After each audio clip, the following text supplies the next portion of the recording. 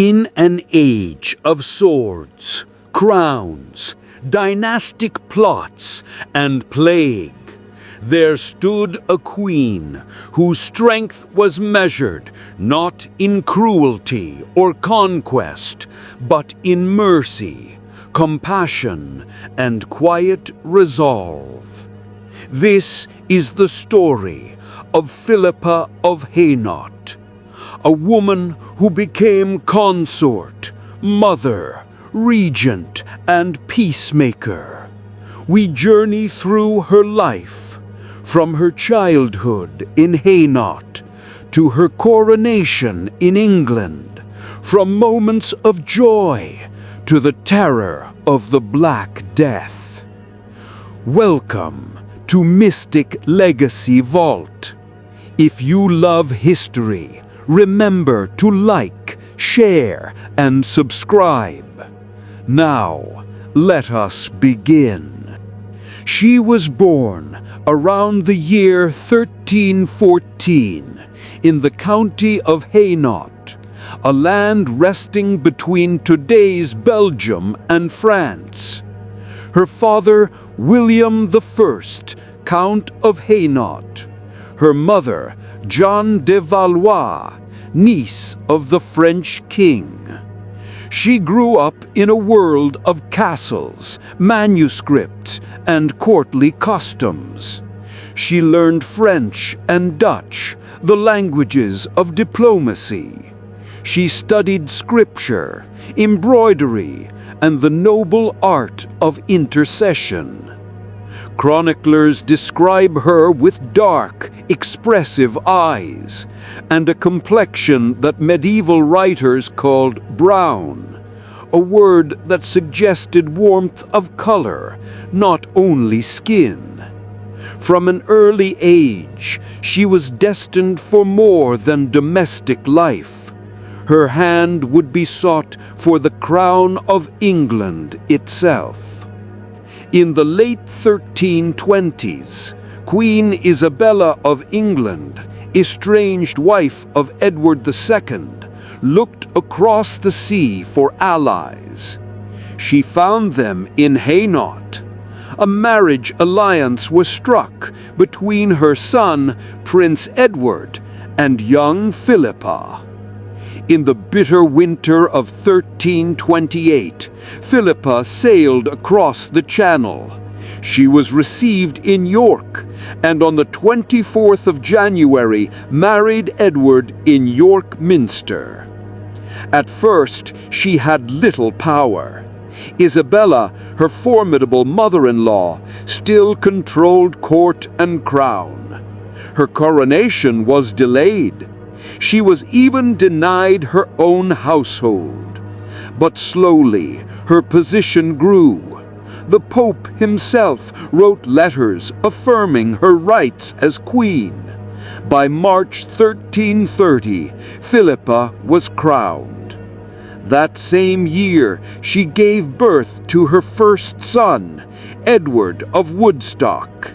History would call him the Black Prince. Philippa bore 12 children. Against the odds of the age, 9 survived infancy. 5 sons lived into adulthood, a dynasty strong and secure. But Philippa was more than mother.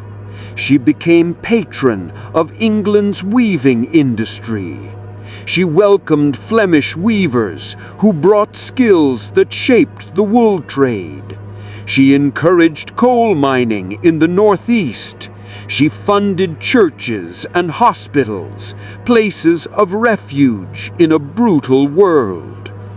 Above all, she was merciful.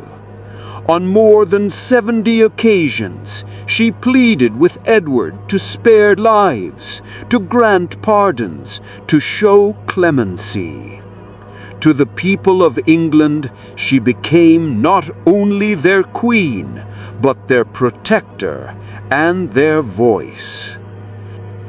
Conflict was constant. Edward claimed the crown of France, beginning the 100 Years' War. Philippa's family connections in Hainault and Flanders proved invaluable. But in 1346, the test came. With Edward campaigning in France, Philippa was named regent of England. That year, King David II of Scotland invaded. Philippa rode north to Neville's Bross. Mounted on a white horse, she addressed the troops and inspired them to victory. David was captured. England had been defended by her queen. Yet triumph soon gave way to tragedy. In 1348, a new terror swept across Europe, the Black Death. It carried away peasants, priests, merchants, and nobles alike. Even Philippa's children were not spared. Princess Joan and young Prince William were taken by the plague. For a mother, for a queen, it was unbearable grief. But she endured, and so did her people. By the 1360s, Philippa's health faltered. She suffered from dropsy, her body swollen and frail. She traveled less, yet remained beloved. On the 15th of August, 1369, Philippa of Hainault passed away. She was laid to rest in Westminster Abbey. Her effigy, carved in alabaster, was the first realistic likeness of an English queen. Even in death, she set a precedent. Philippa's legacy endures. She was merciful. She was diplomatic. She was courageous. And above all, she was deeply human. She showed that power can be tempered with compassion, that queenship can mean more than ambition, and that even in an age of plague and war, kindness can echo through centuries. Thank you for joining this journey.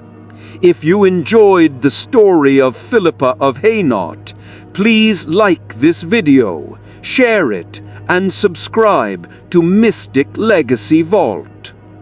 Tell us in the comments which forgotten figure of history you would like to see next. History teaches us not only the rise and fall of kings, but the quiet strength of queens.